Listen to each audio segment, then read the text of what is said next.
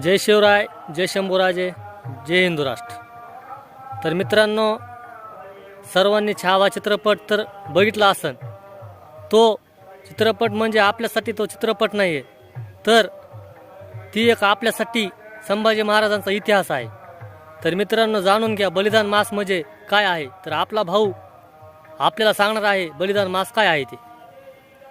महाराजांनी आपल्यासाठी स्वतःचे प्राण त्याग केले, तर त्यांचं आपण एक महिनाभर सुतक पाळत असतो। फाल्गुन शुद्ध प्रतिपदा ते फाल्गुन अमावस्या म्हणजे ज्या पकडल्या गेलेल्या क्षणापासून तर महाराजांची हत्या होईपर्यंत दररोज आपण महाराजांचं ते सुतक पाळतो। त्यासाठी आपण आपली घरातली एखादी व्यक्ती गेल्यानंतर ज्या पद्धतीचं सुतक पाळतो अगदी त्याच पद्धतीचं सुतक आपण हे 40 दिवस पाळत असतो। तर हे का पाळायचंय गड्यांनो, भगिनींनो, ज्या पद्धतीने आपण आपल्या घरातील एखादी व्यक्ती गेल्यानंतर आपले वडील असेल, आजोबा असेल किंवा कोणी गेल्यानंतर सुतक पाळतो, कारण काय असतं तर ते आपले पूर्वज असतात। तर धर्मवीर छत्रपती संभाजी महाराज नात्याने आपले धर्मपिताच आहे।